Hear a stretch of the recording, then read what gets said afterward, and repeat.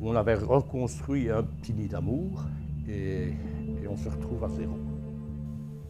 Je suis désemparée.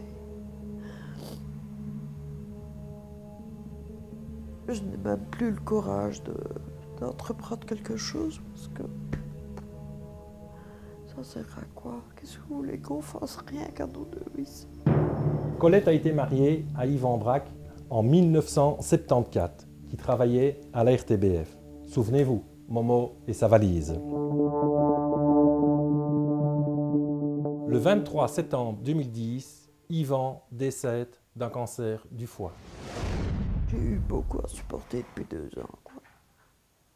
La mort de mon mari, ma santé morale, devoir quitter la maison familiale, venir vivre ici quand même dans un milieu où j'ai dû m'adapter. Mais je m'y plais bien, c'est pas ça. Robert Dervaux était lui divorcé et propriétaire de cette maison depuis 1979. Colette et Robert décident de s'unir le 15 septembre 2012. Heureux de vivre dans cette belle maison au caractère champêtre, où ils rénovent l'intérieur, transforment celle-ci en nouveau bonheur. Robert, ancien sous-chef de gare, et Colette dans la restauration alimentaire, tous deux ne travaillant plus aujourd'hui. Pour Colette, en se remariant avec Robert, elle perd sa pension de veuve. Robert, lui, touche du chômage. Le mariage est une belle preuve d'amour, mais quelquefois, ça peut tourner au drame financièrement.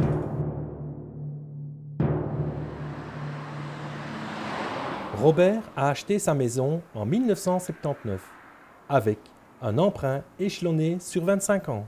2014 était donc l'année de clôture de son prêt. Plus de pension, mais plus d'emprunt à payer. Il pouvait donc s'en sortir sans problème.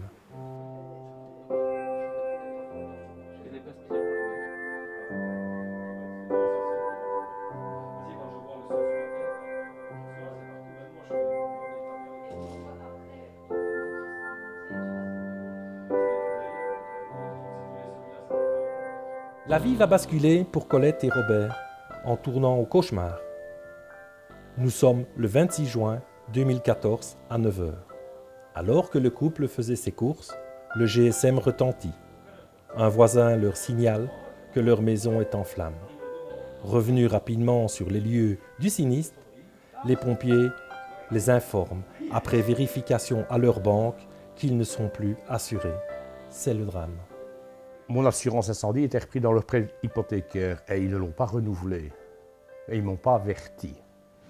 Revenons à l'époque de l'achat de la maison. La banque octroie un emprunt sous condition de se réserver le droit de l'assurance familiale et d'incendie, ce que Robert accepte. À la fin de la dernière traite, la banque remercie Robert pour son remboursement et le félicite en bon client, mais oublie de lui signaler la fin du contrat d'assurance. 2 mois plus tard, c'est le drame. Le couple est désespéré. Il y a des moments de déprime, de laisser aller, comment. C'est une situation que je ne souhaite à personne. À personne, parce que vivre dans ces conditions, même à mon pire ennemi, je ne le souhaiterais pas. Où dormir? Que faire? Au niveau des maisons sociales, il a fallu attendre 4 semaines pour pouvoir bénéficier d'un logement. J'ai ma fille, ma deuxième fille, qui nous a hébergés pendant 8 jours. Puis j'ai ma belle-fille qui nous a hébergés pendant 3 jours. Et je dis stop, on rentre à la maison. Je dis on va commencer à essayer de faire le maximum au niveau nettoyage et tout. Et voilà où nous en sommes actuellement.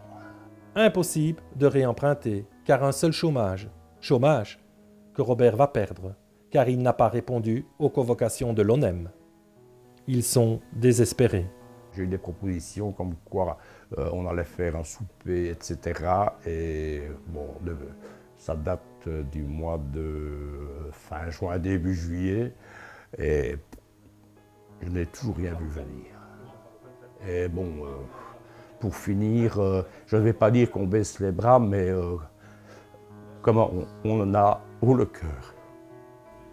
Les gens, c'est de la curiosité. Et comment ça va? Ça avance, un grand sourire. Et en dehors de ça, il n'y a aucune intervention de leur part. Aucune. Même pas une aide.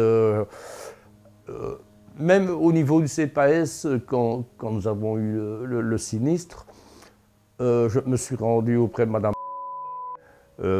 pour des meubles ou des vêtements. Ah non, non, on fait un bon d'achat, vous payerez quand vous aurez la possibilité. Et pourtant, avec un courage, ils évacuent tout ce qui a été brûlé dans la maison. Ils essuient et lavent les murs. Bref, ils n'ont pas le choix. Nous disposons juste ici d'un feu ouvert. Il y a une personne ici en face, M. Léonard, qui a démoli l'intérieur de son bâtiment. Et plutôt que de jeter le bois, je lui ai demandé ce qu'il en faisait. Ah, moi, c'est pour mettre au conteneur. Ben, écoutez, M. Léonard, vous pouvez le déposer ici devant. J'irai le récupérer, je le tronçonnerai et je pourrai me chauffer, me dépanner. Et pour l'eau chaude, ce qu'on fait, ben, on fait chauffer les bouilloires. Toutes les portes se referment, sauf celle du CPAS, qui leur octroie un montant de 447 € pour Colette et 544 € pour Robert par mois, provisoirement. J'ai eu la chance, je ne le cache pas, je me suis rendu à la Croix-Rouge à Ciney et je les en remercie parce que ce sont des gens d'extrême gentillesse. Et comment j'ai trouvé le directeur là, je lui ai montré l'attestation d'incendie, du sinistre. Prenez ce que vous voulez, autant de vêtements que vous voulez, monsieur. Il vous faut des souliers, des essuies de bain, des essuies de vaisselle, des chemises, des t-shirts. Vous pouvez prendre tout. Tout ce que vous voulez et autant que vous voulez. Aujourd'hui, ils vivent toujours dans leur maison, avec les murs couverts de suie et sans électricité. J'aimerais bien revenir